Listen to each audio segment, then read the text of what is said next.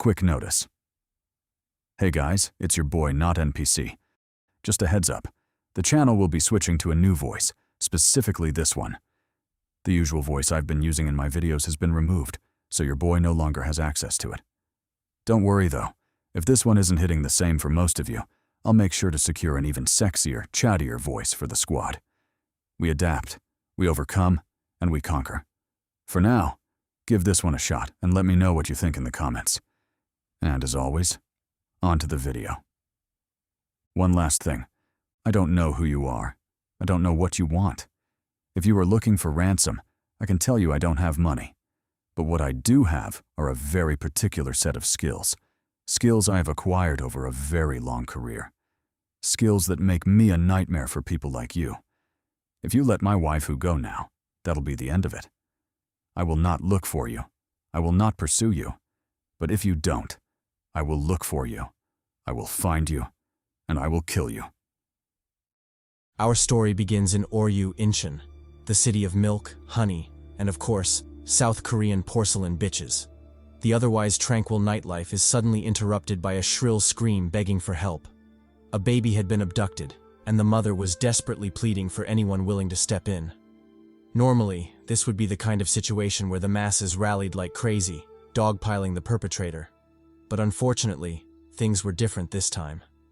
The villain was a monster, and no one wanted any part of that smoke. Not to mention, the few police officers who tried stepping up had all been clapped and folded like laundry, their corpses still sprawled on the ground. As such, the situation devolved into its current dire state, a monster holding a child hostage while the onlookers were too chicken to do anything about it.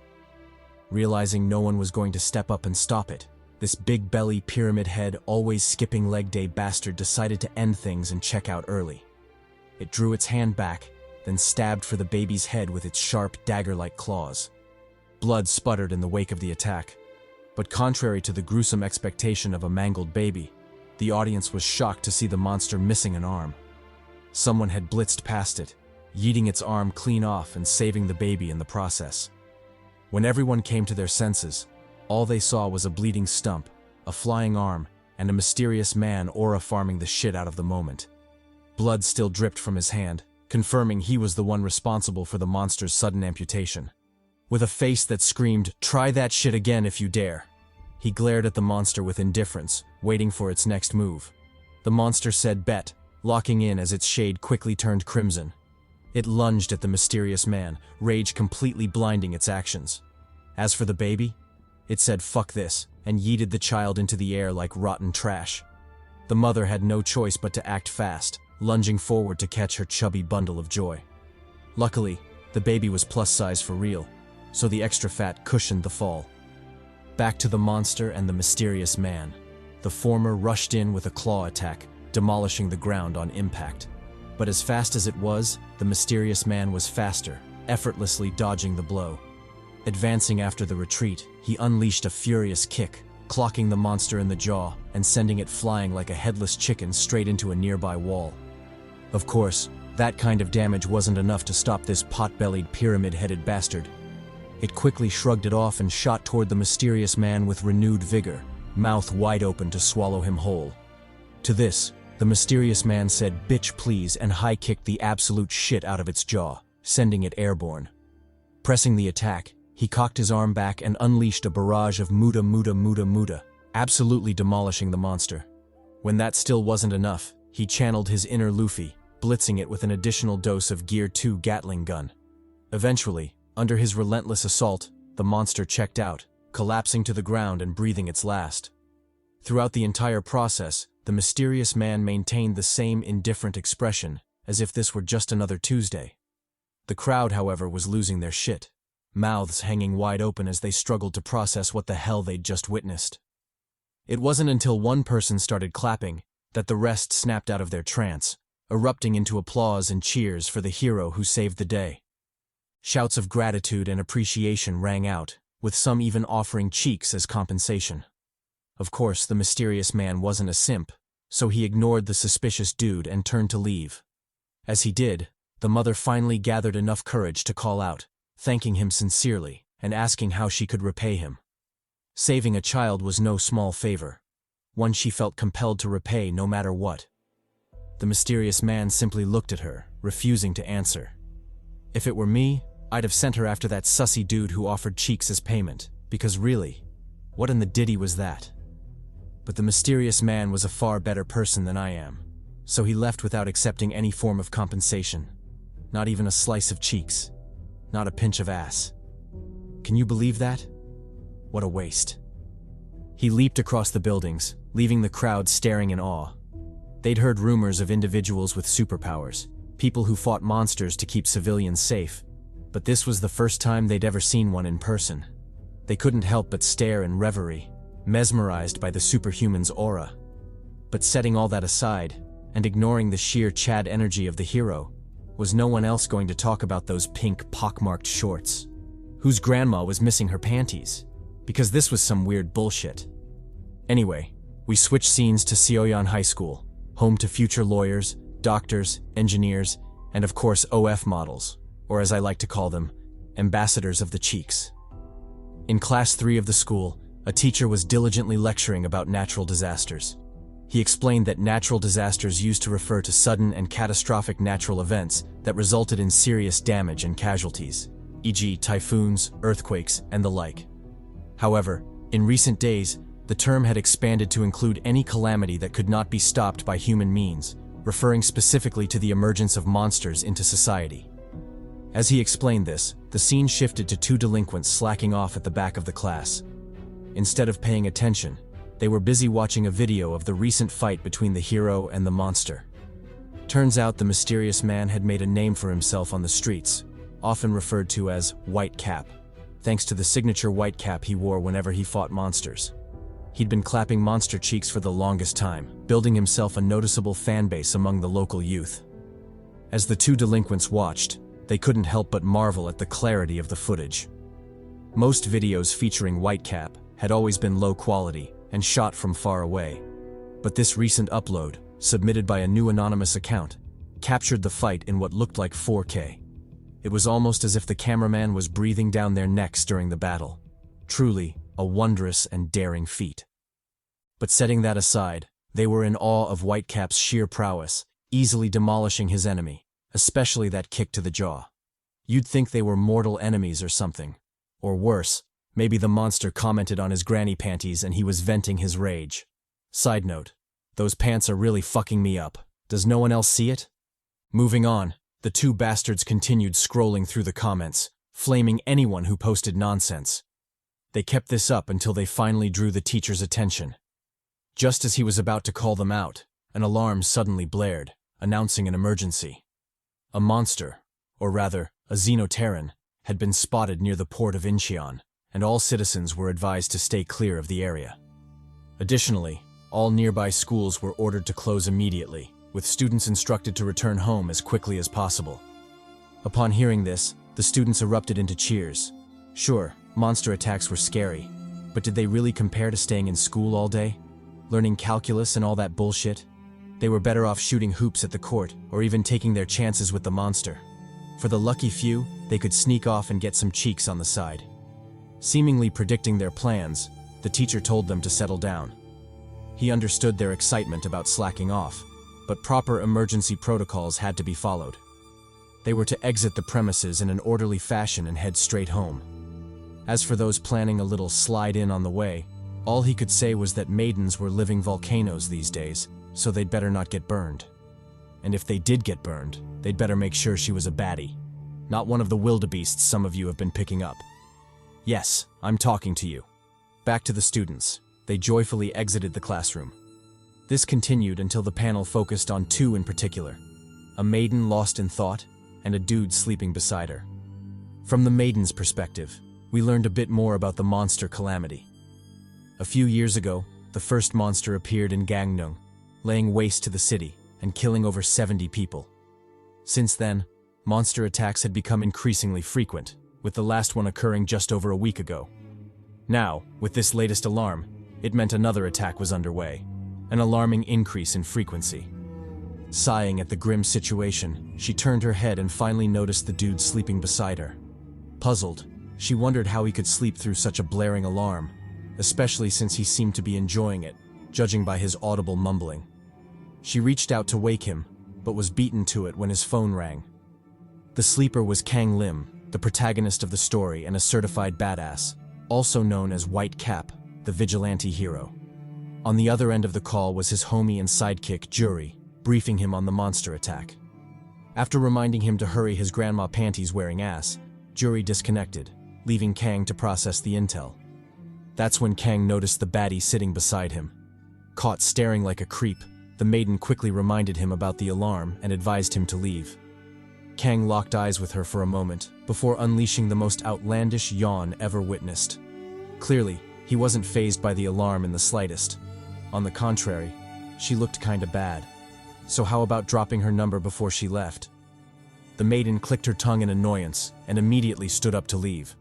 A monster was attacking, people could die, and all this idiot was thinking about was pulling bitches. What kind of messed up priorities were those? She stormed out, leaving a horny Kang behind. Once she left, Kang immediately locked in. First, he checked his go bag, making sure everything was ready, especially his vigilante costume and earpiece. With the essentials confirmed, he snuck out of the classroom in search of a secluded spot to change. Meanwhile, at the port of Incheon, things were popping off. The monster was mid-massacre, forcing civilians to fight back or be obliterated in the chaos. One of them, a heavy cargo truck driver, rammed that bad boy straight at the monster, hoping to take it down on impact. Unfortunately, it barely tickled the Xenoterran and its monstrous constitution. It tanked the hit like a champ, stopping the truck with nothing but its body. Then, to the driver's horror, it cocked its arm back and delivered a crushing blow to the vehicle, and the man trapped inside. For some reason, it also felt the need to flash its cheeks while doing so. Kinda odd, but hey, who am I to judge the artist's weird fetishes? The panel shifted to other port workers hiding for their lives. The braver of the two peeked out to see the aftermath, but nothing could have prepared him for what he saw. A truck weighing tons had been effortlessly totaled by a creature of flesh. How absurd was that? What made it worse was that his hiding buddy was a total bitch, sobbing like a maiden instead of pulling himself together and finding a way out. Irritated beyond belief, he grabbed the guy by the shirt and yelled at him to lock in. If he kept sobbing like that, the monster would hear them, and that would be the end. Unfortunately, the warning came too late. The monster was already upon them. It crept up like it was playing Splinter Cell or some shit, scaring the life out of the duo. Back at the school, Kang had finished changing into his costume. He was on the phone with Jury, who was giving him live updates from the battlefield, and from the sound of it, things weren't looking good. Jury told him to hurry unless he wanted to arrive after everyone was already dead. Kang said bet and made his final preparations. With his school uniform stashed in the ceiling, he vaulted out the window and made a beeline for the port. Thanks to his superhuman abilities, he leapt across buildings with ease, rapidly closing the distance. Speaking of massacre, we cut back to the coward and the brave fool. After being discovered, they barely had time to react before the brave one was flattened by the monster's punch and sent flying like a rag doll. When he landed, there were no signs of life, his body reduced to a mangled, bloody mess. Seeing this, the sobbing coward tried to flee, but the monster was faster. With a casual swing of its palm, it slammed him into a container, crushing his head and upper torso like a ripe tomato. Done with that, it turned its attention to another worker attempting to escape. With agility completely unfitting of its size, it leapt across containers and quickly caught up. Grabbing the man by the head, it yeeted him across the port and straight into a cargo container. The impact left him barely able to move, coughing up blood. Unfortunately, the monster wasn't finished. It crept toward him, looming overhead like a god. The sight drained all color from the man's face. Still, the monster reached out to finish the job, only for a wrench to fly through the air and clock it in the head. The attack did no real damage, but it was enough to get its attention. Turning around, the monster saw the culprit, an old geezer clearly courting death. Meanwhile, Kang was still en route. His speed was ludicrous, covering distances faster than airplanes. As he closed in, Jury reported another update. The special Xenoterran defense forces had been deployed. Though they were complete trash and utterly worthless, Jury still warned Kang to avoid them so they wouldn't interfere. Kang said bet and doubled his speed, finally laying eyes on the port. Back in the chaos, the old geezer was losing his shit. He yelled at the other man, On, to snap out of it. How many distractions did he need before On got his lazy ass up and escaped? Flinching under the monster's glare, the old man cursed his luck. He could have escaped alone, but his conscience wouldn't let him abandon his homie. Apologizing to his wife and kid in his heart, he accepted his fate.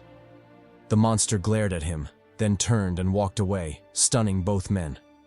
Just as they thought they'd survived, the monster said psych, grabbed a container, lifted it effortlessly, and hurled it straight at the incredulous geezer. Frozen in place, he couldn't process why the monster bothered pretending to leave if it was just going to kill him anyway. As the container of death hurtled toward him, a figure came flying in like a rocket, Kang, leg drawn back. With a devastating sidekick, he sent the container flying into the distance. The geezer stared in disbelief. Who was this guy? Where did he come from?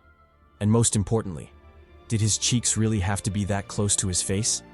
He appreciated the help, but come on, boundaries please. Unbothered by the geezer's thoughts, Kang made his CHADY entrance, eyes locked on the monster. With a look that screamed, I want all the smoke, he called it out. He didn't want peace, he wanted problems. Always. Thus, the two entered an intense stare-down, ready for the fade that would follow. Before they could clash, however, Kang took a beat to consult his partner and sidekick, Jury, asking if he should attempt communicating with the monster. Jury, who'd been monitoring the situation from the hidden camera in Kang's hat, told him to give it a try. Ever since they began their vigilante operation, they'd always made it a priority to try communicating with the monsters, mostly to understand them better and to figure out their motives and origins. If they could uncover those, then the likelihood of solving the monster problem would increase significantly. Unfortunately, they hadn't had much luck on that front just yet, as all the monsters instantly turned hostile. Still, they were hoping this time would be different. With that hope in mind, Kang initiated contact, asking the monster if it could understand him, and if it could, whether it would share where it came from and, most importantly, if they had fine monster bitches over there. The monster took a beat before responding with a growl, shocking the duo of hero and sidekick. But just before they could celebrate initiating successful contact, the growl became more guttural and loud, soon developing into a full-on bestial roar. Without so much as a warning, the monster dug its feet into the ground, shooting forward to commence the attack. It had both hands locked into a slamming position, using its incredible strength to pulverize Kang. Luckily, the hero was faster, so he barely evaded the attack, which left the ground in complete disarray. Before he could pull away, however, the monster pressed the attack, lashing out with a left pimp slap. The attack landed true, sending Kang flying like a runway hoe. He crashed heavily into a cargo container, and for a second, he felt the urge to call time out on this unjust ass whooping. Wasn't he the MC? Then why was he getting his ass folded? Locking back in, he leapt off the container, did a somersault mid-flight, and landed gracefully behind the monster, finally catching his breath. With a beat to spare, he reached out to Jury, telling him communication was futile. Jury agreed, reminding him that he'd watched the whole thing. But that aside, why was he letting the monster do him like that? He was practically getting bitch-slapped out there. Couldn't he lock in? Or had he developed some masochistic tendencies he didn't know about? How embarrassing. As the two conversed, the roaring of a chopper came from above, drawing their attention. The chopper belonged to LDS, a major news station, and it had come to report live on the battle at Incheon Port. Of course, the reporters weren't foolish, so they kept the altitude of the chopper at 1,900 feet, well above the enemy. From their vantage point, they reported on Whitecap and how he was getting folded, choked, and bitch-slapped by the monster, footage that was sure to go viral. In addition, they also reported on the arrival of the Xenoterran Special Forces, although no one was interested in that because they were, trash. Speaking of trash, the panel shifted to the Sakura Haruno of the superhuman world, the Xenoterran Special Forces. After arriving on the battlefield, the commander ordered all his men to stand down, clearly aware of their situation because they were, as I've said before, trash. His men, however, were confused by this. Hadn't they come there to fight monsters? Then why were they just standing there like bystanders? The commander replied that he must not have heard what the narrator was talking about. They were trash. not the redeemable Deku kind, but the completely hopeless Sakura, Aqua, Usopp kind. They had no business getting involved in a fight of this caliber. To put it into context, he explained to his men that Whitecap alone, based on their analysis, had the power and strength to wipe out their entire unit. The same was true for the monsters he fought. If either one decided to turn hostile against them, the only thing they could do was wash their necks and save them the trouble when they came to kill them. They were truly and without doubt complete garbage. Incredulous, one soldier looked at his commander oddly. If that was the case, then why the hell were they even there? The commander replied that first, it was for comedic relief for the homie NotNPC as he did this narration. Second, not all trash was useless trash. Just because they were lacking didn't mean they couldn't contribute to the situation. He said this while referring to the unit hidden in the van, their so-called Plan B. Back to the news report and Whitecap's clash with the monster. The whole ordeal was being broadcast live, meaning everyone at home and in the streets could see the fight. This included the baddie from before, who could very well be a waifu based on how much screen time she was getting. The same was true for the delinquents at school, who could possibly play a major role in the story as well. Now back to the actual fight. After tangling with the monster for a while and getting his cheeks clapped on every occasion, Kang finally put some distance between them. He was hoping to regroup and counterattack, but a left cross from the monster foiled his plans, forcing him to dodge pathetically. Rebounding off the cargo container, he shot toward the monster, opting to switch from defense to offense. His momentum was incredible, a hand cocked back to deliver a devastating punch. However, the monster hit him with a curveball. Just as he was ready to release that arm rocket, the monster shot out its tongue, catching Kang completely off guard. Thanks to his superb reflexes, he barely avoided the blow, though the move left him off balance, giving the monster a perfect opening to counterattack. Without missing the chance, it grabbed Kang by the leg, twirled him in the air like a princess, then yeeted his disoriented ass across the port, straight into the loving embrace of a thick-ass metal container. When the dust settled, all that was visible was a hole in the container and an awkward yet worried silence among those watching. Seeing this, the commander couldn't help but clench his cheeks. The situation had developed into one none of them had desired. With Whitecap out of commission, it was up to them to hold the fort until he got back up. But could they do it? Well, there was only one way to find out. He called out to Plan B, codename B, telling him it was his time to shine. B said, "Bet," blew open the back of the van, grabbed the top, and somersaulted himself onto the roof, his landing as graceful and chatty as Spider-Man. With a rifle in hand, he took aim at the monster, releasing a huge round on its unsuspecting ass. The bullet traveled in stealth, caught the monster off guard, and landed a direct headshot on its Voldemort face-looking ass. That shot laid it out cold, making the onlookers wonder if the job was done. But before they could celebrate, the monster spanked the ground, using the rebound to slowly rise back up. Under the onlookers' incredulous gazes, its cheeks slowly turning crimson, it glared at the commander, seemingly asking, "Who shot that fucking bullet?" To this, the commander almost shit his pants. B, on the other hand, cocked another hot one into the chamber, let it fly, and landed another headshot on the monster. Regrettably, it tanked that one as well, seemingly unfazed by the bullets. Relentless, B continued chambering rounds and firing them, each one landing squarely on the monster's head. However, despite the huge caliber, armor-piercing rounds, and excellent marksmanship, the monster tanked all the bullets like they were nothing, steadily closing the distance. When it tanked the last shot, already close enough to initiate its counterattack, its aggressive momentum was suddenly interrupted by a shift in the air. Something wasn't right, and B sensed it as well. They both collectively turned toward the disturbance, the source of the unsettling aura they were feeling. The cargo container Kang had been thrown into. To their shock, a series of clanging sounds echoed, proving that someone was clawing their way out.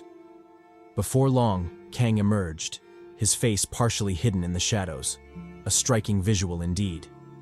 But contrary to the pissed-off state one might expect, he was surprisingly chill, almost as if he hadn't been bitch-slapped into a container just minutes ago. His main concern was that he'd avoided landing in the ocean, rather than the severe embarrassment of getting tossed around like a ragdoll. Seeing that he was fine, Jury finally heaved a sigh of relief. He told Kang to forget about initiating contact.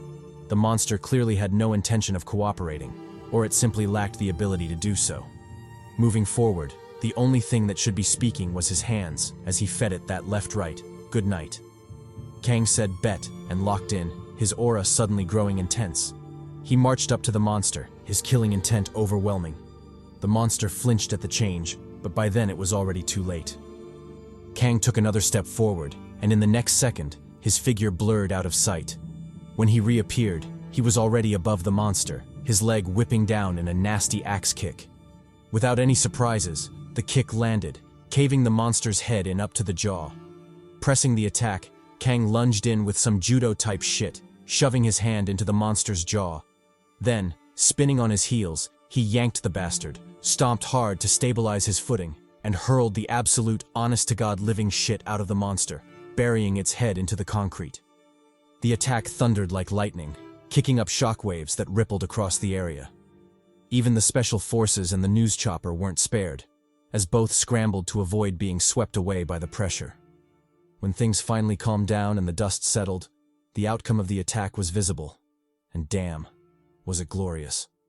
The monster had turned into a fleshy plant, buried deep into the ground. What made it funnier was that its skinny legs were still shaking, almost as if it wanted to piss itself or something. As for the audience, their reactions were hilarious. Several baddies felt their panties drop, an involuntary reaction to such manly dominance. The other onlookers didn't fare much better either, their jaws hanging wide open, clearly mesmerized by Kang's might. It took a while for the reporters to pull themselves together and continue covering the scene. But just before they could do so, they noticed something that made them flinch. Kang noticed it too, and his gaze snapped back to the monster, which was unbelievably trying to get back up. The bastard wasn't dead just yet. It dug its head out of the rubble, glaring at Kang with undisguised fury. But before it could act on that hate, its body gave out, and it crashed back to the ground, unable to rise again. Seeing this, Jury finally heaved a sigh of relief. For a second, he'd thought the monster was back for round 2. Kang replied that he didn't mind, whether it was round 2, 3, or even 6. If the monster got up again, he'd gladly feed it the fade. He didn't mind clapping monster cheeks for as long as it took. Besides, he'd felt its head burst when he threw it, so he knew it wouldn't pose much of a problem. As he said this, he thought back to his fight with another monster in Anmiondo. That one had been way more troublesome. Though he hated to admit it, that monster had almost pushed him to his wit's end. Jury also recalled the fight, noting that the monster had indeed been formidable. Luckily, they hadn't run into anything of that caliber since. As the two conversed, the panel shifted to a mysterious man aura farming from a distant vantage point. His face was hidden in the shadows, giving him a low-key CHADY presence. He'd been there to watch the entire fight, and from his smile, he was clearly satisfied with what he'd seen. Kang was just as ruthless and bloodthirsty as the rumors said, and more importantly, his strength was the real deal. Addressing his equally mysterious partner, he asked if she agreed with his assessment. She remained silent, her face sinking deeper into the shadows. Seeing this, the man chuckled before leaping off the edge, instructing her to wait for him. Whatever he had to do wouldn't take long. He landed behind Kang, catching him completely off guard. With a new potential enemy in the fray, Kang immediately went on high alert, his senses pushed to the extreme. He turned to face the newcomer, confidently asking who he was and what he wanted. The man, clearly leaning too deep into this aura farming business, let his long hair bristle in the wind as he replied to Kang's question. It didn't matter who he was. What mattered was that he came in peace. Well, kinda. Wasn't he Whitecap, the superhuman? They had a lot to discuss. He said this while flashing the creepiest smile imaginable. Damn. Walking closer, he closed the distance between himself and Kang, alarming Jury, who warned him to be careful. Additionally, he couldn't help but wonder where the mysterious yet sketchy man had come from. Kang replied with a nod and immediately locked in on the sketchy fella. Because of this, he also noticed that the man hadn't come alone, but had his partner monitoring the situation from a high vantage point. As for why she chose that place of all places, he didn't know. Maybe it was strategic, or maybe she just wanted to aura farm. Who knows what in the piccolo she had going on. Either way, he alerted Jury, warning him of the potential threat and telling him to keep an eye on her. Meanwhile, on the reporter's side, They were just as taken aback as Kang was by the situation. Just a few seconds ago, they were reporting on the glorious battle between Kang and the Xenoterran, only for the subsequent events to catch them completely off guard. Regardless, they were always ready for juicy scoops, so they locked in on the potential altercation, focusing all their cameras on the duo. Though they couldn't make out what was being discussed because of the distance, they gleaned enough from the tense atmosphere to know that things weren't right, and reported the same to the curious audience watching intently. This included the delinquents from Kang's school, alongside the possible waifu mentioned before. Closer to the battlefield, the Xenoterran special forces were equally at a loss. The CHADY lieutenant, who didn't know what to make of the situation, turned to his commander for guidance. With such an odd occurrence, what were they supposed to do? The commander replied that he didn't know either. Technically speaking, they were not Whitecap's allies, just acquaintances who occasionally helped each other. Thus, if a fight really broke out, it wasn't certain whose side they'd take. Regardless, he told his men to get ready. However the situation played out next, they'd handle it as it came.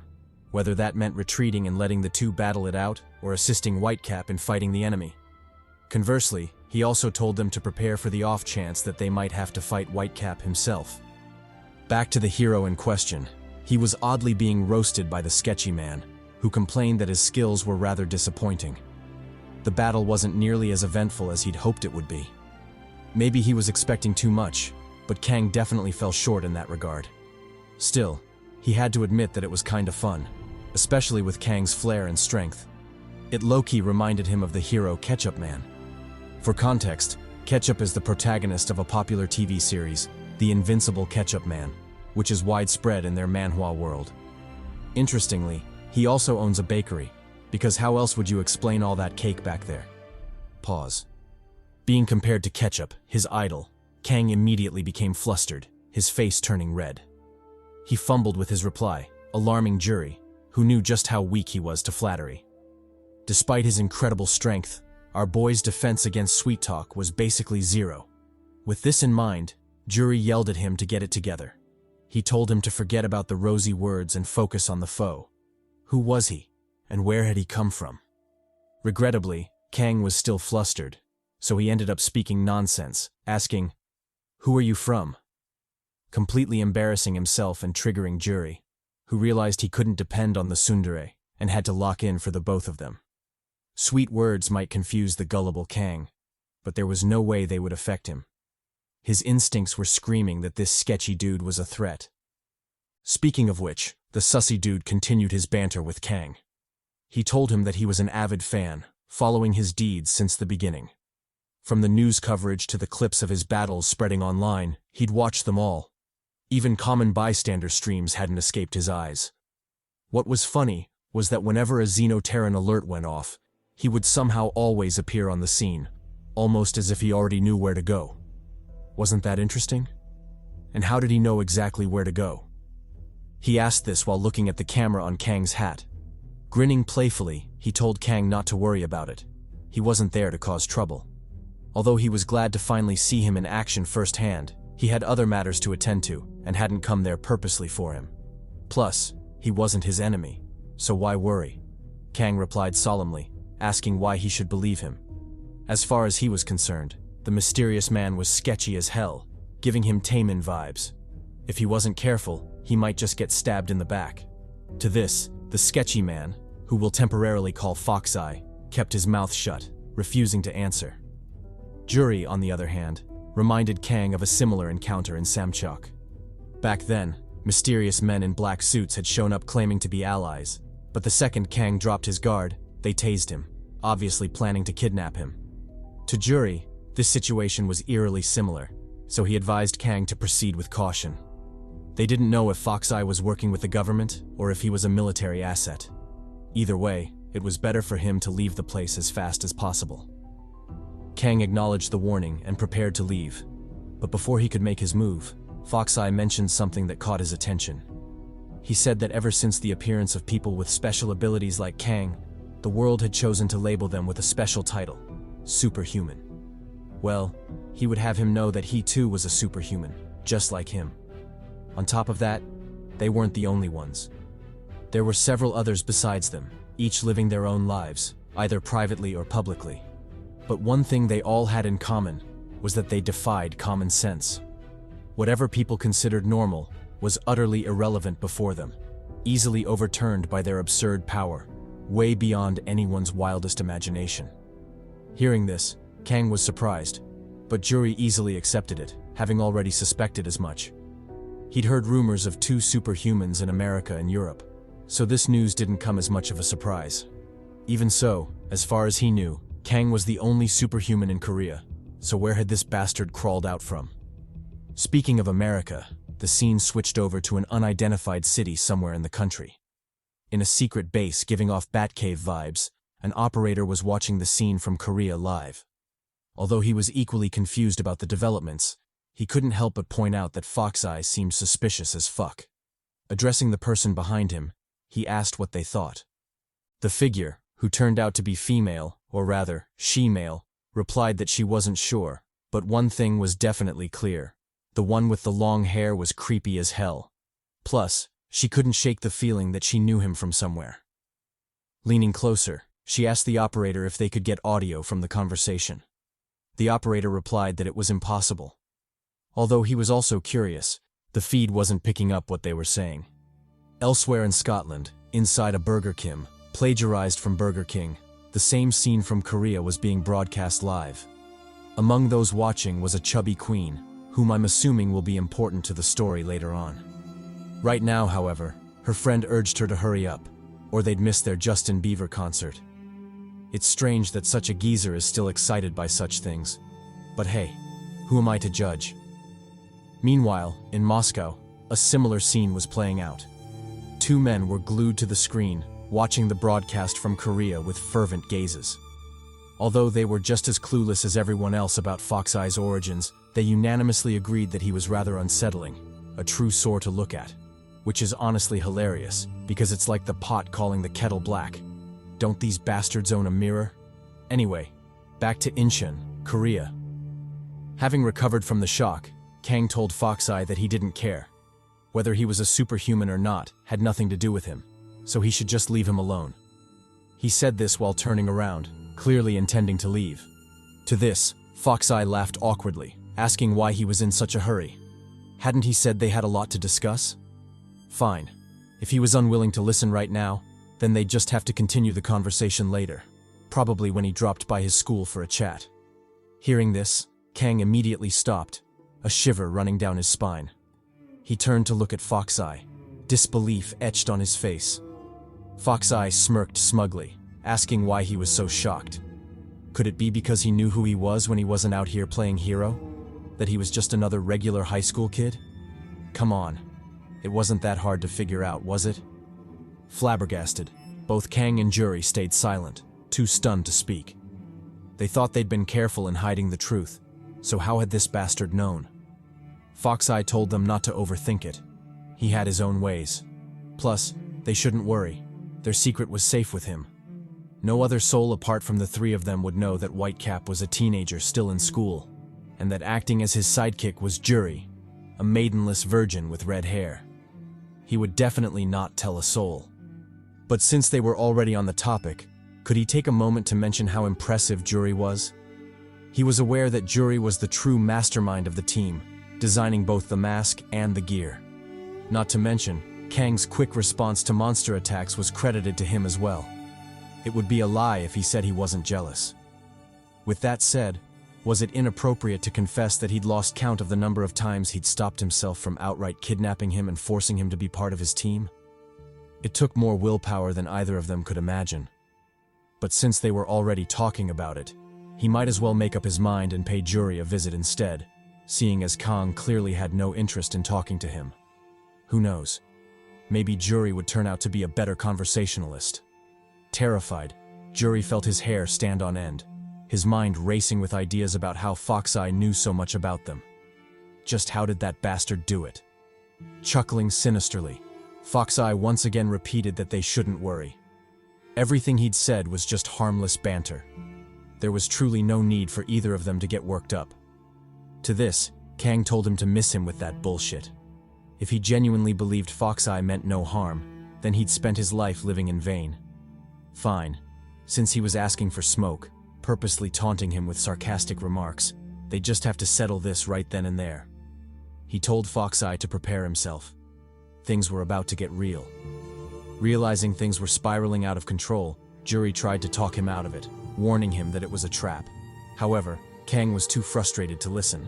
As far as he was concerned, any threat to Jury, his only family, couldn't be allowed to live. He had to make sure Foxeye died that day. Facing his murderous intent, Foxeye laughed even louder, clearly unfazed by the pressure. He told Kang that he truly didn't wish to fight him, and that peaceful correspondence was still possible between them. However, if he chose the path of smoke, then smoke he shall get. Literally. His aura suddenly changed, manifesting as thick wisps of inky smoke. Kang said, "Bet," and lunged at him, his body moving so fast he broke the sound barrier. Still unfazed, Foxeye tracked his movements, his demeanor screaming that this would be lightweight. Everyone else, however, was beyond shocked, wondering how things had spiraled to this point. Ignoring their concerns, Kang shot forward, launching himself at Foxeye with a Superman punch. Foxeye responded leisurely, raising his arm to block with a palm strike. This completely stopped Kang's attack, leaving not just him, but Jury absolutely flabbergasted. Relentless, Kang pressed the attack, yanking his hand back to counter with a backhand swing. However, Foxeye dodged that too, nimbly jumping aside to evade the strike. Then, in a move that left everyone watching incredulous, he literally, and I'm not joking, landed on his arm, using his hand as a perch. With a tone bleeding contempt, he asked Kang if that was all he had, because it sure felt like he wasn't trying at all. Damn. Then, with even more graceful and nimble movements, he leapt off Kang's arm, somersaulted thrice mid-air, and landed a short distance away, all because he could. Still maintaining the contempt bleeding through his lips, he told Kang to take the fight seriously if he hoped to even stand a chance against him. Such half-hearted attacks wouldn't get him anywhere, if not straight to an early grave. Besides, courtesy and sympathy had no place on a real battlefield, so what the hell was he even doing? Growing more stern, he told Kang to remember what he'd said before. He too was a superhuman. So if Kang decided to go down this route, to seek him out for some fade, he'd better be prepared to give it everything he had. Otherwise, the only thing promised to him would be death. He said this while releasing an intense, bone-chilling aura, proving that he meant every word. Kang wanted to respond, but Foxeye cut in again. He told Kang to think it over carefully. Apart from the fight between them, he also had to consider the bigger picture. If they truly fought each other, there would be nothing left of this place. Everything and everyone around them would be dragged into the conflict, so he'd better think carefully before making his next move. As for himself, he was down for whatever, so Kang could bring it on any time. Kang took a moment to think and realized that what Foxeye said made sense. In addition, Jury whispered in his ear, encouraging him to handle the situation more delicately. He explained that the cost-benefit ratio of fighting Foxeye right now wasn't worth it. First, they knew nothing about him. Second, everything and everyone around them would indeed be implicated, and Kang wouldn't want that. And finally, and most importantly, Kang had never faced another superhuman before. Who knew how things would go? Judging by how easily Foxeye had humbled him moments ago, fighting definitely wasn't the way to go. Seeing Kang hesitate, Foxeye chimed in again, his relaxed demeanor returning. He told Kang he'd made the right choice. A battle between them wouldn't have benefited anyone, especially Kang. Then, with the same nonchalance he'd had upon arriving, he briskly turned to leave, informing Kang that they'd meet again. As for their earlier conversation, they'd wrap that up at their next meeting as well. Kang studied him for a moment before calling out, telling him to wait. With a face that screamed, "I won't settle for this," he asked for Foxeye's name. If he couldn't even leave that behind, then he might as well buckle up for a brawl, because there was no way Kang was letting him walk away. To show his sincerity and goodwill, he introduced himself first, saying that he was Kang Lim. Foxeye smiled at the taunt before responding, stating that his name was Nanki. As for his other details, Kang would have to earn that information. Then he turned around and left, regrouping with his partner, who was revealed to be Danyang. Seeing through his brave facade, Danyang asked to take a look at his arm. Turns out Kang's attack wasn't as useless as it seemed. He'd actually dealt significant damage to Nanki. enough to leave a bruise. Puzzlingly, Nanki had opted to keep it hidden until Danyang exposed him. Responding with the same carefree smile, he told her not to worry about it. It was just a small bruise. He'd be golden in no time. But that aside, it was about time they left the place.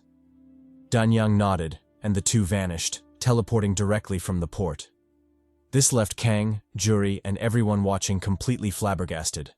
Partly because they'd never imagined such sci-fi abilities actually existed, but mostly because the altercation ended far too anticlimactically for their taste. For example, the group watching from the States openly expressed their dissatisfaction, saying they'd been hoping for some fun shit to happen. But with an ending like that, how could anyone feel satisfied? The same vibe was true for the party in Moscow. One of them outright cursed Foxeye. He'd arrived with such swagger, so how could he just leave like that? His partner replied that it was the logical thing to do. If they'd fought, the battle would have implicated everyone, possibly leveling the entire port. From that perspective, not fighting was indeed the right choice. The brawny man replied that he understood the logic, but damn it, that didn't mean he liked it. Plus, wasn't it more fun when things went to shit? A little chaos never hurt anyone. Shifting back to the port, Kang was just about to leave when voices called out for him to stop. It was the old geezer and his man, who had come to express their gratitude in person. Without Kang, they would have definitely died there, so a sincere thank you was the least they could offer. Kang said, "Bet," rejected the old man's invitation to lunch, and swiftly departed, crushing the concrete as he leapt away. His silhouette soon became a fleeting blur, shooting into the distance amidst the Special Forces' awe. After he left, the commander finally snapped back to his senses and began organizing post-battle logistics. Casualties had to be tallied, and most importantly, the Xenoterran's corpse had to be secured. With that, he briskly issued orders, soon turning the port into a hive of activity. While this was going on, Agent B voiced his own complaints. He informed the commander that the experimental ammunition was severely lacking. It wasn't just the shape or explosiveness. The whole thing was a letdown. If they went into battle against Xenoterrans with such trash, the only outcome would be a one-sided massacre. The commander responded with a grave expression, indicating that he understood. He promised to speak with the researchers and hopefully have them develop weapons capable of supporting them in their fight against monsters. B grimaced, crushed the shell casing, and walked away, leaving the commander lost in thought. As he mulled over their uncertain future, a call came in, snapping him out of it. Looking at the caller ID, the commander's expression immediately changed. Damn it. Why did it have to be him? Still, it was his direct superior, so he had no choice but to answer. Upon connecting, the commander immediately began giving a situation report. He told General Ojin Baik that the battle was over, and Whitecap had left after defeating the Xenoterran. The general asked why he was only reporting in now. Hadn't he given specific orders to be informed the moment the situation was resolved? The commander fumbled his reply, saying he was just about to call. The general told him to spare the excuses. Since he was hard of hearing, the commander should listen carefully to his next words. The safe transportation of the Xenoterran corpse was the highest priority, and no mishaps would be tolerated. The corpse had to be loaded onto Cargo 101 and leave the port securely. Everything after that would be handled personally by the general. The commander's role, however, had to be executed flawlessly. The commander responded with a firm salute, stating that it would be done. In fact, the corpse was already being loaded as they spoke, and it wouldn't be long before it departed. The general nodded in approval and told him to get to it. Once the cargo ship was airborne, it would no longer be under his jurisdiction, so he should focus on withdrawing his troops from the port as soon as possible. The commander saluted and ended the call, clearly seething at the general's arrogance. Still, he was his superior. What could he do about it? Meanwhile, on the general's end, barely a second passed before he dialed another number. From his demeanor, it was clear he too answered to someone higher up. When the call connected, the general endured the other party's arrogance and delivered his report. He spoke about the Xenoterran attack, the casualties, and Whitecap's role in resolving the crisis. Halfway through, however, the other party rudely told him to get to the point. He had no interest in hearing such nonsense. The general complied and spoke about the corpse instead, reporting that it was already en route and would arrive at Area Falcon by midnight the following day. He attempted to mention something else, but the man cut him off again, saying his time was precious. If the general had anything else to say, he could save it for later, or keep it to himself. Either was fine. Then, with a tone dripping with malice, he warned the general never to waste his time like that again. If he ever reported useless matters such as civilian casualties again, it would be the last report he ever gave. His time was too valuable to be spent on such things. Hanging up, the man continued ranting, saying he didn't give a damn. Why should he care about a few nobodies dying? It was bad enough he had to give this goddamn speech, and to a room full of vermin no less. Coughing to steady himself, the mysterious man walked onto the stage amid cheers and applause. Behind him hung a banner proclaiming hope for the new generation, giving the scene a deeply ironic twist. The bastard, the same man who didn't give a damn about civilian lives, was a politician. Ironically, he was widely proclaimed to be the beacon of hope for the new generation, the man destined to lead the country into an age of peace and innovation. What a joke. His name was Gerald Marcus. Back at the port, the cargo ship finished loading and took off, disappearing into the distance soon after. As it left, the lieutenant couldn't help but ask the commander what kind of ship it was, and why there was so much secrecy surrounding it. The commander replied that he didn't know, and that such intel wasn't meant for the likes of them anyway. Sometimes, the less you knew, the better. At the same time, Nanki and Danyang, hidden nearby, watched the cargo ship depart. It turned out their true objective at the port hadn't been to fight Kang at all, but to track the ship, or more specifically, the Xenoterran corpse and the mysterious area Falcon it was being transported to. Did someone say, super soldier secret research? Switching scenes, we're taken to an intense battlefield. In the fight, Ketchup Man, the hero with straight hands, chokes the shit out of a villain, giving him the undisputed, undefeated, gender-neutral treatment of the world, the Wayne Brady special, choke a bitch. He yokes the bastard by the neck, warning him that he'll only ask his question one last time. Where the hell was his master, Sherlock? Where was that rat, brainiac wannabe bastard hiding right now so he could kill him himself? The villain, who's being choked so hard he's literally frothing at the mouth, mumbles that he can't breathe, let alone speak. How does he expect him to snitch if he can't even open his mouth? Mistaking his silence for defiance, Ketchupman tells him fine. Since he's decided to stay loyal to that fiend, he'll just have to run him the same fate he'd prepared for Sherlock. He cocks his hand back, preparing to give the poor fool the yeeting of his life. To this, the villain screams for him to hold the fuck up. He'll talk. Matter of fact, he wants nothing more than to snitch right now. The spirit of snitching is high in him, but goddammit, can he at least release his neck so he can snitch? How is he supposed to work under such circumstances? Unfortunately for the villain, his words would never reach Ketchup Man because the hero had him in a chokehold, and all his grievances were shouted in his mind, never to be heard out loud. Thus, without much suspense, and still believing the villain was being defiant, Ketchupman yeets him to the ground, where he crashes with a miserable groan and a cloud of dust. Feeling that blow was insufficient, the brute hero dives after the villain, cocking his hand back for his signature technique, the invincible ketchup smash. An all-inclusive, gender-neutral smash to the gut, rocking the villain's shit and leveling the ground beneath him amidst his pitiful screams. Exhaling a breath of turbid air, Ketchupman tells the whimpering villain to toughen up. Why is he screaming so much when he's barely used a fraction of his power in that punch? Is he just weak, or is he pretending? Regardless, he makes it clear that it has no impact on him. If he decides to feed him Fade, he'll definitely do so. But lucky for him, he's feeling rather benevolent right now, so he'll let him go, on the condition that he passes a message to Sherlock. He tells the villain to inform his master that he's the guardian of Earth, and no one, and he means no one, will threaten it as long as he's alive. Meanwhile, as Ketchupman dishes out his vigilante, Batman-like justice, a crowd of onlookers is attracted to the commotion and quickly gathers around. They say a bunch of glazing things about the hero, some even making it slightly suspect with their zesty remarks. Nevertheless, it's obvious they truly admire him and genuinely appreciate his crime-fighting deeds. It's not only them, even the reporters who show up afterward proceed to glaze Ketchup Man, reporting on his glorious fight and embellishing his feats by saying he defeated the enemy in an instant, whooping him so badly the bastard almost cried out for his mommy. Speaking of which, Ketchup Man was indeed blitzing the shit out of the villain.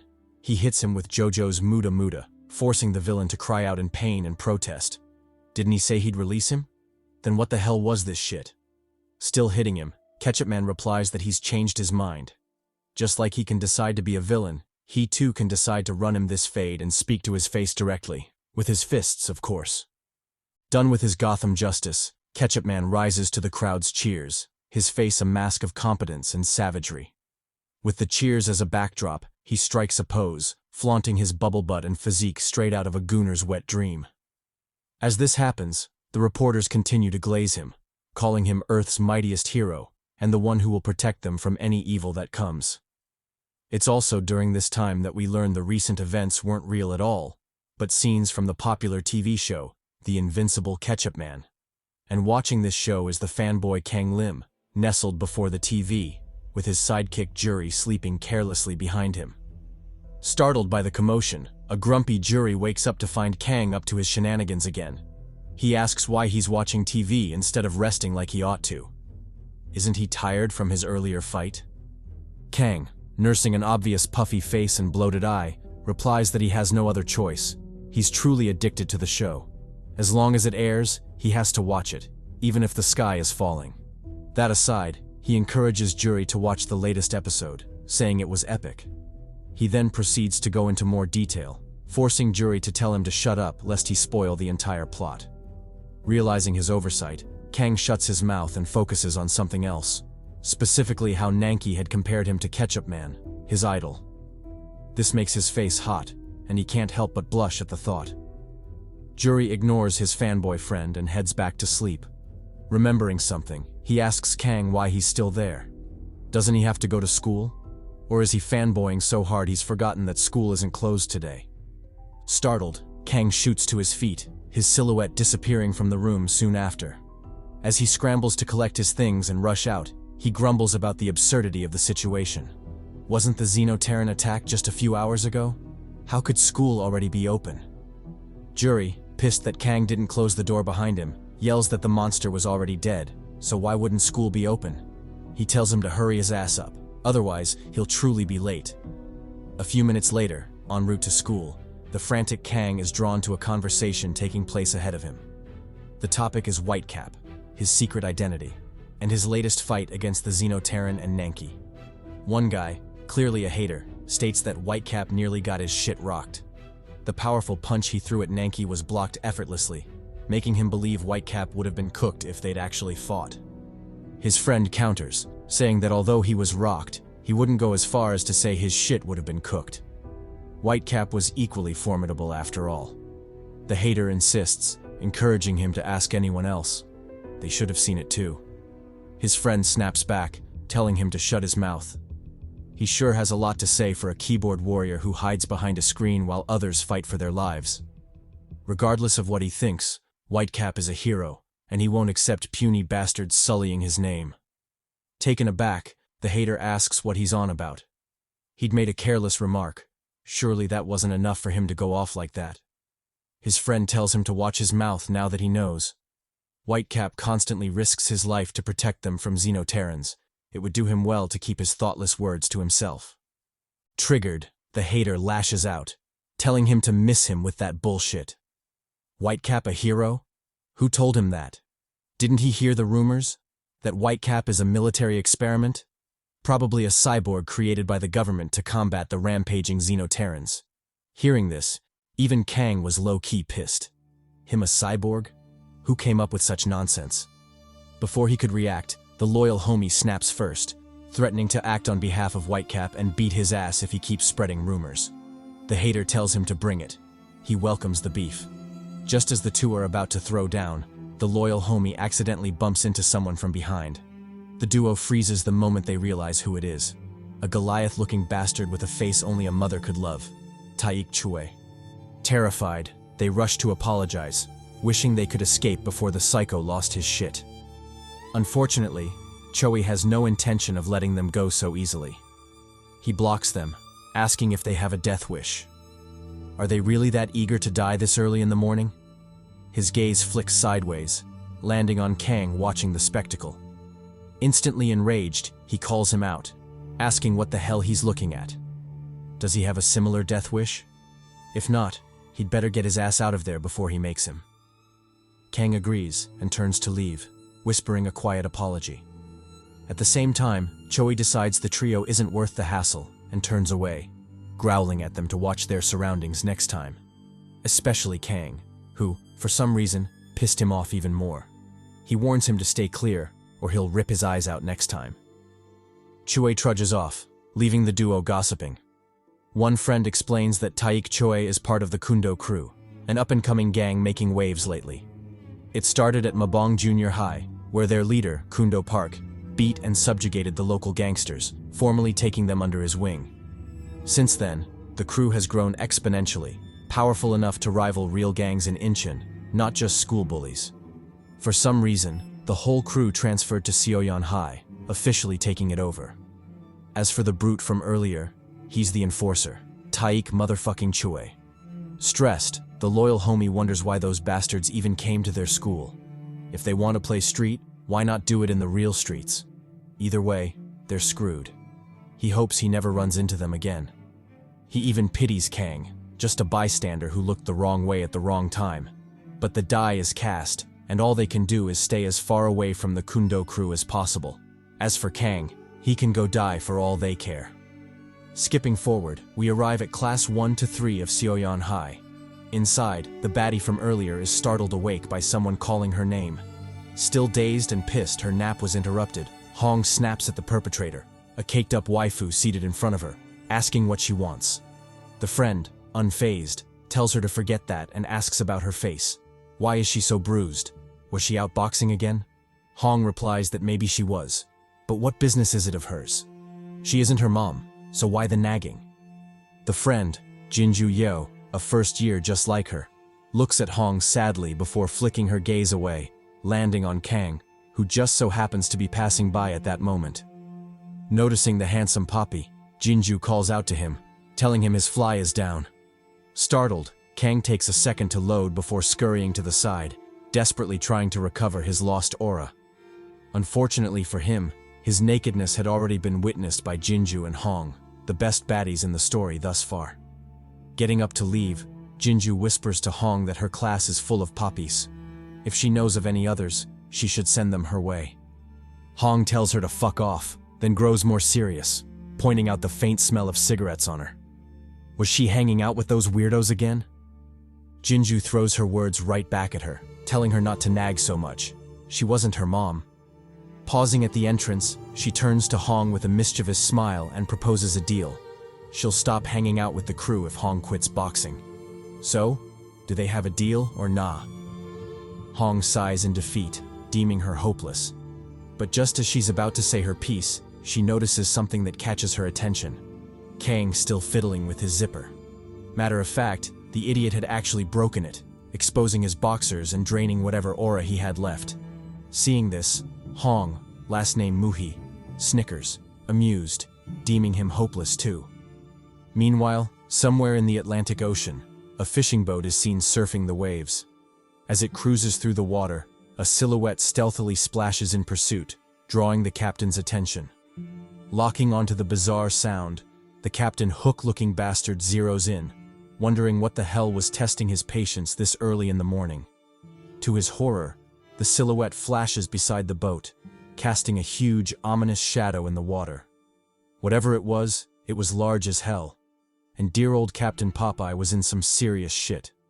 Before that, though, let's flash back to 5 minutes earlier to give more context to the incoming fade.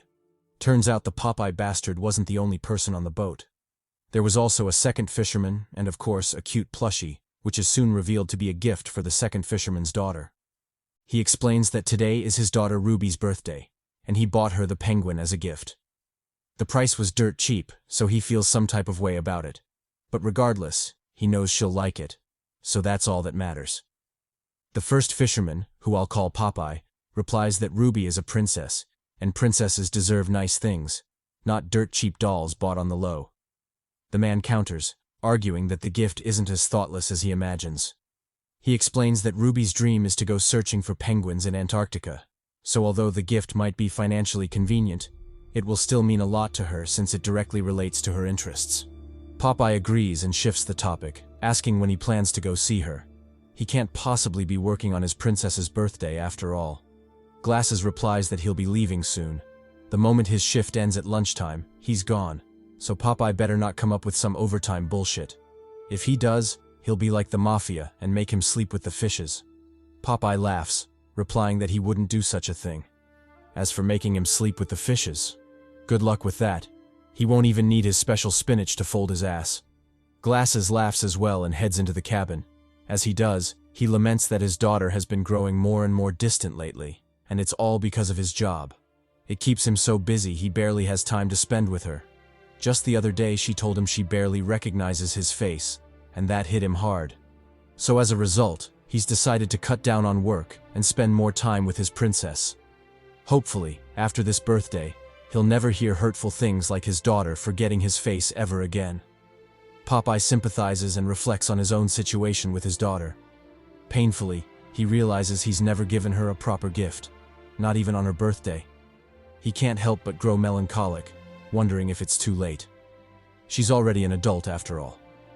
Noticing this, Glasses tells him not to give up.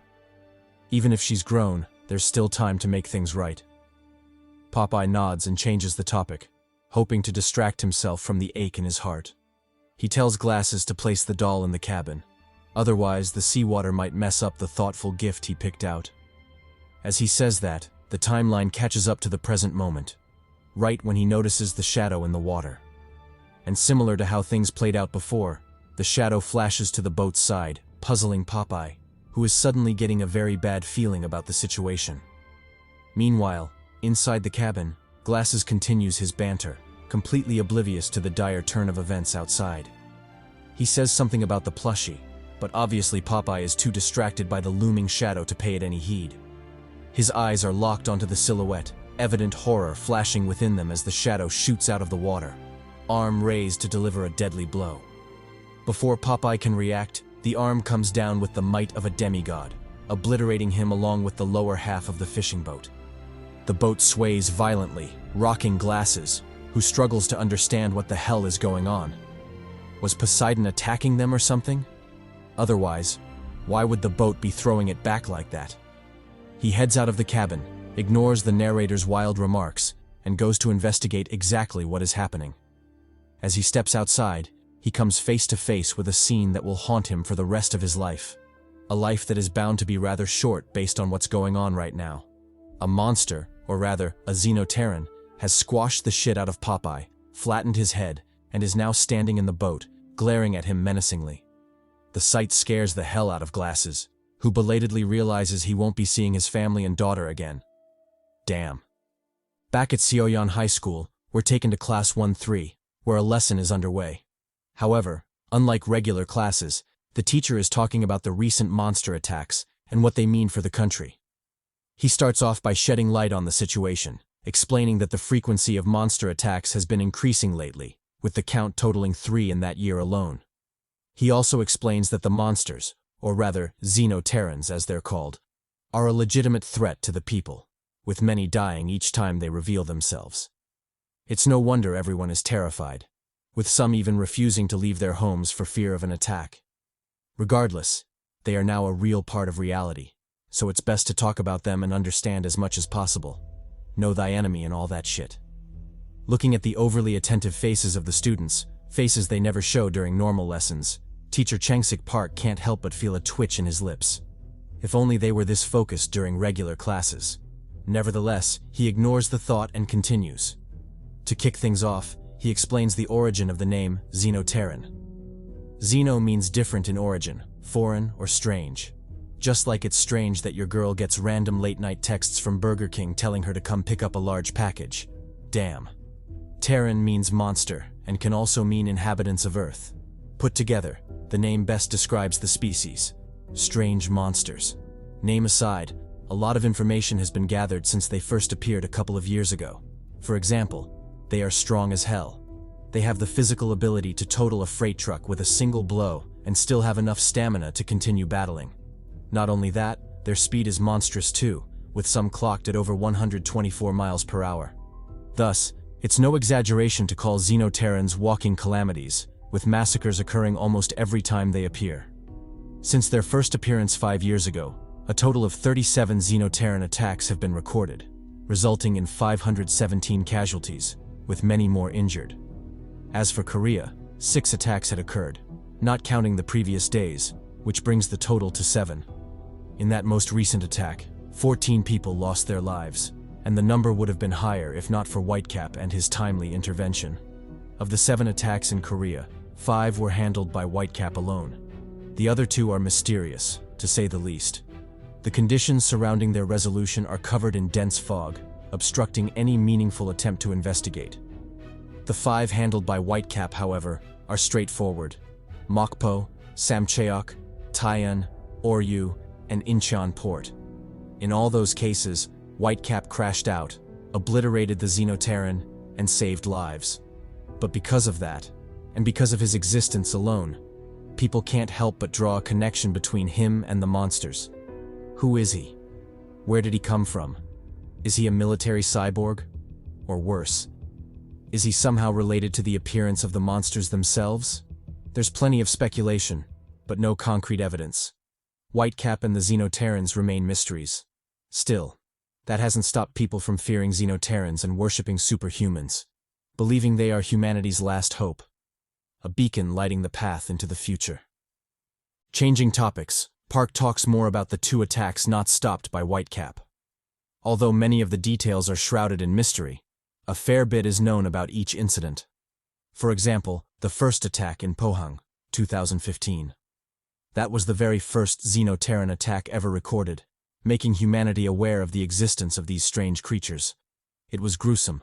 Dozens of corpses scattered across the site, and many more injured. Puzzlingly, among the bodies was the corpse of the attacking monster itself. It had been slain by a mysterious individual whose whereabouts are, as you might have guessed, still unknown to this day. The second attack is even more bizarre, not to mention the most tragic Korea has dealt with so far. A total of 75 people died that day, with over 100 severely wounded. It was a true nightmare, made worse by the fact that the monster escaped. To this day, it remains the only Xenoterran to reveal itself and live to tell the tale.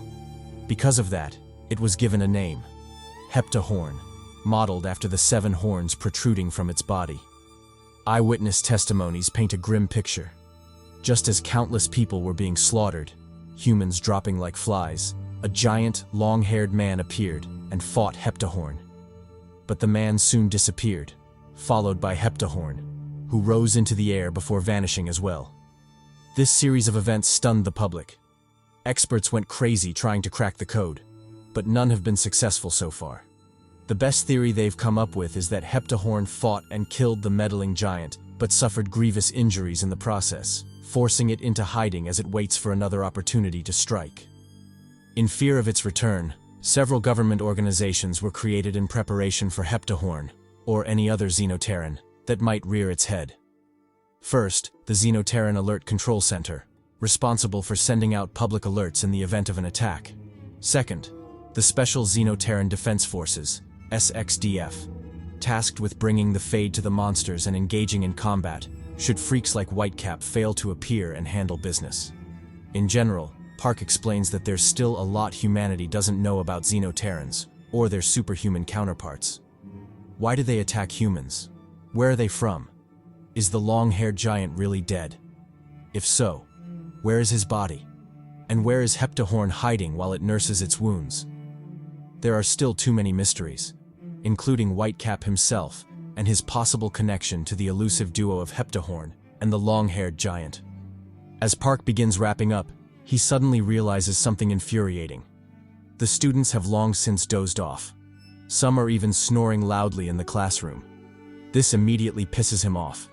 He slams his desk and yells at them to wake up, inwardly wondering why he even bothered teaching this in the first place.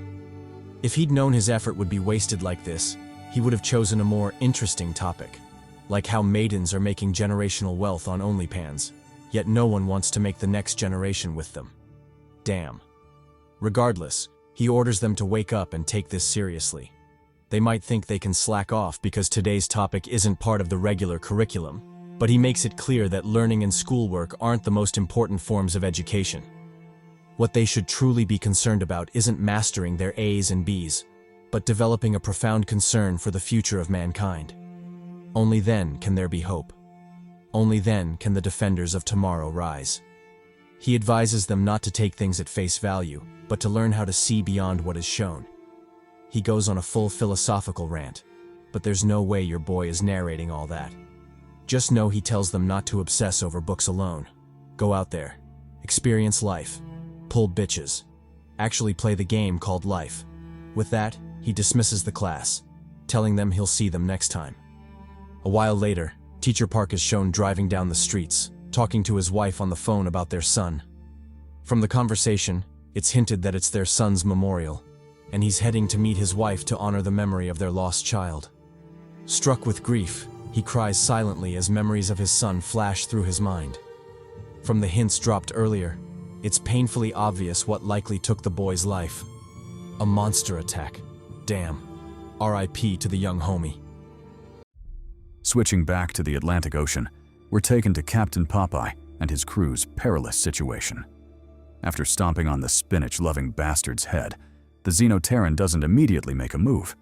Instead, it eyes the man, seemingly asking, "What are you gonna do about it, big boy?" Of course, that's in a manly manner, not the sussy, sultry way you just pictured it, you pervert. Anyway, the man reacts in the only logical way. He says, "Fuck this," and rushes for the radio, clearly intending to call for backup. With a head start on the monster, he yanks the radio, presses the emergency button, and immediately starts ranting into the receiver, calling for anyone who can hear him. But before he can pass on his location and the name of his ship, the monster attacks from behind, slamming his head ruthlessly into the wall. The single blow leaves his face in ruin, his breathing coming out in ragged, heavy gasps. The monster, however, stays unfazed and lifts him up, its massive hand palming the poor bastard's head. It draws him closer, casting its eerie, bizarre eyes onto him. Sensing his impending doom, the man cries bitterly, asking to be spared. He doesn't want to die just yet. He still has a birthday party to attend. He still wants to see his little princess again, goddammit. Unfortunately, the world is cruel, and plot armor can't be wasted on the likes of him, so he inevitably meets his demise, choking, unwilling sobs echoing in the background. Accompanying those sobs is the frantic crackling of the radio. Help had finally reached out. Too bad it came a step too late. Elsewhere, on the massive Atlantic Ocean, the sound of laughter and enjoyment rings out. Waifus and baddies play on the deck, their anime cheeks and cakes giving nosebleeds for real. Besides them, there are also some sorry bastards. But who gives a damn about them? Let's focus on the mommies instead. They are the residents of the Opera, a cruise ship that sails the Atlantic, and currently none of them are aware of the monster that just invaded their paradise. Meanwhile, on the bridge, a more serious discussion is underway. The captain, who's been briefed about the recent Mayday signal, asks his staff what's going on and if they have any more information. The staff reply that they do. The ship radioing for help is a trawler, and judging by the coordinates they recorded before the connection was lost, they believe it should be approximately 10 miles from their location. They should be able to reach it within 25 minutes if they floor it. The captain instructs them to go ahead. They should be able to carry out a swift rescue if they hurry. The ship thus turns, making a beeline for the trawler. 25 minutes later, they arrive at the location, but judging by the mess on the ship, things aren't as simple as they seem. The corpses of both Popeye and his man lie sprawled on the ground, yet an identical man stays standing, beckoning for the cruise ship to approach. It's clear that this is the Xenoterran in disguise, using the poor fellow's skin to deceive the ship into drawing closer. What a cunning and insidious creature. Back in Seoyang High School, we're taken to the cafeteria at lunchtime. The students are lined up to receive their meals, and the same goes for this duo of sketchy bastards. The chunky one cries that he's hungry, to which the skinny one with the face of a 50-year-old uncle teases that he's always hungry. When has he ever admitted to being full? Chunky claps back, telling him not to mess with him. Plus, he means it this time. His mother refused to feed him, saying he's gained too much weight. Teen uncle tells him that isn't new news. He's been overweight for ages. It's a miracle his mother hadn't cut his fat ass off earlier. But that aside, is it just him? Or is their class full of ugly bitches? It's as if all the aesthetically challenged ones were rounded up and put in their class. Where's the justice in that? Chunky replies that he's one to talk. With the face of a conniving uncle, he's the last person who should comment on such things. Besides, he's sure the ladies feel the same way about him and his ugly ass. Fuming, sketchy uncle, Changriol Wu, claps at his friend Debong Li, asking whose side he's on. Shouldn't he be supporting his homie right now? Li replies that the maidens always come first. But another thing, he should be glad to be in their class because all the other classes are hell right now. Confused, Wu asks why that's the case. Is a thick mommy causing chaos or something? Li replies that it isn't a thick mommy. That's just the narrator's pervy thoughts showing. Instead, it's the Kundo crew. He explains that the Kundo crew are spread across the upper classes, and theirs, class number 3, barely escaped that catastrophe. The only fiend they have to deal with is the cocky bastard behind them, but he isn't worth worrying about. As if reminded, Wu glares at Duke Gungi, a low-level member of the Kundo crew, ranting about how much he hates him. The fool is weak as hell, yet he parades around the school like he owns it. What an insufferable fellow. Li tells him to calm down. Guy and his punchable face aren't worth the trouble. He'd better drop it before the wrong person overhears him. Wu says bet, but then someone else draws his attention. A beast of a man lining up behind Guy, Cheol Quan. With a taunt in his tone, Wu says that Quan could probably humble the Kundo crew. It's a wonder why he hasn't done so already. Li replies that it's more like he doesn't want to, not that he can't. Quan tends to avoid fights unless he's provoked. Case in point, the bully at their junior high school who got bodied when he tried to mess with him. From then on, it was established to just leave the sleeping dragon alone, lest they get clapped. Wu sighs and walks forward, clearly intending to let the dragon be, though inwardly he can't help but hope for Quan to step up, to whoop the Kundo crew and show them what they're made of. A little while later, it's the duo's turn to be served. As expected of Porky Lee, he asks the server to fill him up, and not with that soup bullshit, but meat. All he wants to eat is meat. Pause. The lady replies that he can have all the meat he wants. She considers all of them her children, so giving him a little more meat, pause, to help him grow strong and sturdy isn't much of an issue to her. Moved, Lee asks if he can call her mom. On second thought, how about mommy? He moves to riz her but is kicked aside by Wu, telling him to get it together. Meanwhile, at a nearby table, our boy Kang is stuffing his face. One would find it hard to believe he's the same hero Whitecap who marinates monster cheeks for breakfast.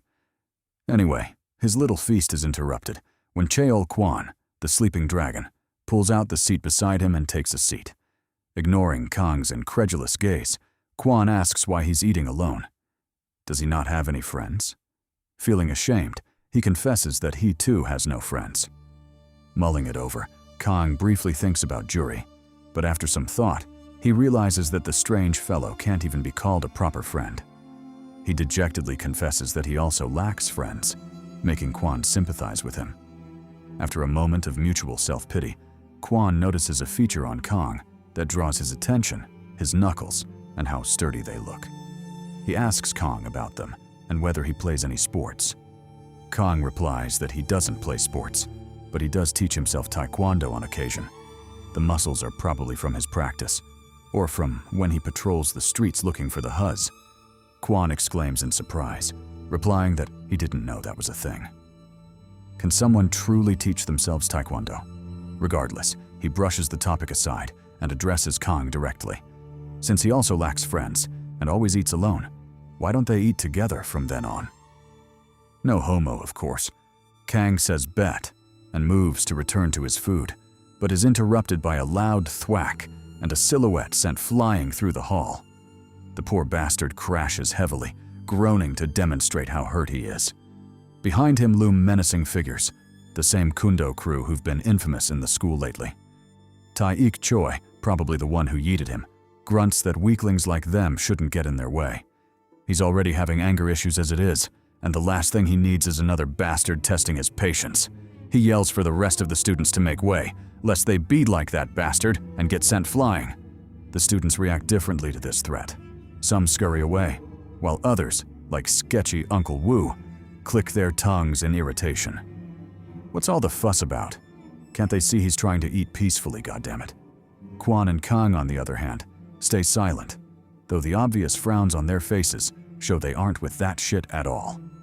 Ignoring the varying reactions, Choe dares those who wish to come at him. He confesses that he's pent up with rage, and maybe a little violence is exactly what he needs to calm down. So for those daring enough, they should just step forward. He promises to let the first one up have it. Pause. Meanwhile, as the kids are playing bully, the scene shifts to the USA. In a private room in the great capital, the Secretary of Defense is freaking the hell out. He slams the table, asking how much longer they have to wait. More lives are being lost as they sit there waiting. The agent reassures him, telling him it won't be long. It's just a matter of time until their guests arrive. Speaking of the devil, the door opens with a creak, and in walks the hero baddie from before, St. Pearl, and her partner, Gellin Withrow. She asks the agent James to give them a briefing. James replies that time is of the essence, so he'll keep it short. He explains that a couple of hours ago, one of their cruise ships sailing in the Atlantic was taken over by a Xenoterran. The ship houses more than 3,000 passengers, kids, men, but most importantly waifus and baddies, who shouldn't be harmed under any circumstances. He stresses that the hijacking has been ongoing for a while now, and it's no exaggeration to call it the greatest catastrophe the country has experienced thus far. Just think of all the helpless waifus, goddammit. Pearl and Withrow, upon hearing the news, agreed that it was indeed a catastrophe. Having so many civilians trapped in the middle of the sea with a Xenoterran was like rats caught in a floating trap, completely hopeless to escape. If aid isn't rendered fast enough, they very well might face the greatest catastrophe the country has known to date. James agrees and goes on to expound on the situation, but is cut off by St. Pearl. She tells him to save that shit for later. If civilians are indeed trapped in a floating can with a monster, then they better get their asses over there pronto. Whatever intel he has to share can be given en route. James says bet and readily complies. He tells the superhumans to lead the way. A helicopter is already on standby. Then, as if finally remembering his superior, he turns to the secretary, asking if he has anything else to add. The secretary says no and gives them his blessing. Whatever they need to do, they have his permission to do so. The trio nod and readily leave the room, the door slamming shut behind them. After they leave, the secretary finally heaves a sigh of relief.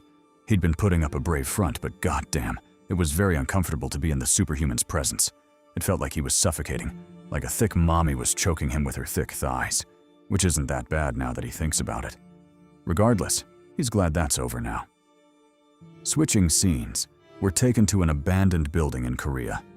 In the building, Dan Yang is giving Nanki an earful, cursing him out for exposing himself so carelessly. And worse still, exposing her as well. Because of his actions, the whole world is investigating their origins, and there's even talk of a bounty being placed on their heads. Nanki, however, laughs the entire thing off like it doesn't matter. A bounty on their heads? They haven't done anything to warrant that kind of treatment, right? Danyang claps back, telling him to take the situation seriously. It's his fault they got exposed, so can't he at least take the matter seriously? Nanki replies that it doesn't matter anymore. Remaining hidden or getting exposed won't change what they have to do next.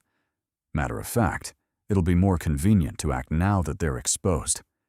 He explains to Danyang that the game has gotten way too interesting to keep watching from the sidelines. The world is about to face a huge whirlwind of chaos, and they're definitely going to be caught in the thick of it, or at the very least be on the side that offers them the best view. He tells Danyang not to sweat it. Getting exposed was part of his plan, and watching the chaos up close will surely be more fun. Meanwhile, back in the USA, Pearl, Withrow, and James finally make it to the chopper. The flying type, not the one you have hidden in your school bag, you psycho. They board the chopper, followed by James, reminding them to fasten their seatbelts. But after remembering that he's dealing with a bunch of superhuman freaks to whom seatbelts would be more of a constraint than an aid, he decisively drops the topic. Instead, he shuts his civilian ass up and minds his business, watching silently as the chopper takes off. A little while after takeoff, he finally gives the duo a proper rundown of the situation. He shares that the chopper they're on, the LC-100, is the fastest helicopter in the US fleet. With its speed, they should be able to reach their destination in about 2 hours. Then, with a somber tone, He explains the entire event from the beginning. At approximately 4 p.m. that afternoon, a naval base on the coast of Virginia received a distress signal. The nature of the call was identified as an attack by a Xenoterran on board a ship. Further investigation revealed that the ship was a cruise ship with approximately 3,000 people on board, 2,500 passengers and 500 crew, including the MILFs and waifus, of course. Since it was a Xenoterran attack, and the government took that shit seriously, they attempted to determine the level of damage on board while concurrently reaching out to the superhumans for help. However, not only did they fail to determine the damage on board the ship, they also couldn't reach Pearl and Withrow, as they were in Scotland at the time. Thus, with no other choice, the government resorted to the best cards in their arsenal, deploying the SXDF, Special Xenoterran Defense Forces, and mobilizing an elite outfit of Navy SEALs. Together, the two forces chartered 5 submarines, using them to siege the target location. However, the result was a total disaster. The siege began at 8 p.m., and by 8:20, a measly 20 minutes later, the whole task force had been wiped out, communications completely cut off. James couldn't believe it either, but the result was as clear as day. The Xenoterran had wiped out an entire elite squad in under 20 minutes, thereby leading them to their current situation. Both Pearl and Withrow were taken aback by this, but James wasn't done with the bad news. He shared that there was one more matter of pressing concern. The Opera was currently operating on an automatic navigation system. Barring any surprises, it is set to dock at its original destination, Florida. Which means when the ship docks, their Xenoterran problem will shift to a mainland one, and who knows what damage the monster might cause. The government was surely unwilling to see that. Hence, a precaution was set. An F-40 fighter jet was trailing the ship, fully loaded with nuclear warheads cleared for launch. If the situation developed unfavorably and the matter wasn't resolved by the time the ship neared the dock, the jet was cleared to light it up. This news came as a surprise to the superhumans, who couldn't believe the government could do such a thing. Sacrificing 3,000 lives for the possibility of saving a couple more was ridiculous in their eyes. Still, James's serious tone and the obvious trembling in his hands told them he wasn't messing around. The government really meant that shit. James explained that it was the only option they had, even if it was the worst resort. They had no way of knowing how many people were still alive on the ship, if there were any at all, and how much damage the monster would cause once it hit the mainland. Thus, although cruel, this was the best they could do. Seeing him spiraling more and more out of control, Pearl calls out, telling him to stop shaking. Things hadn't gotten to that point yet. So long as she's around, Saint Motherfucking Pearl, the Xenoterran has to ask for her permission before it can cause more harm. James shouldn't worry, because the monster will definitely get clapped. Back in Seoyeon High School's cafeteria, Choik continues his rampage. He yells at the students, asking why they were trying him. Can't they see he's in a foul mood? Fine. Since they want smoke, smoke they shall get. He promises to fade the first 5 bastards who rub him the wrong way. Pause. He will definitely let them have it. Double pause. And that includes this bastard right here. He grabs the student by the hair, yanking on it until he cries out in pain. Choi asks why he got in his way, why he had to make his already horrible mood worse. Would he bear the consequences? The student tries to explain, but Choi tells him to shut up. He doesn't want to hear that shit. The only thing that will be talking is his hands. He moves to wreck the poor fellow, but is stopped by a loud shout calling him out. The shout comes from the waifu, telling him to let the student go. If it's smoke he wants, then she's down. He can bring that heat anytime.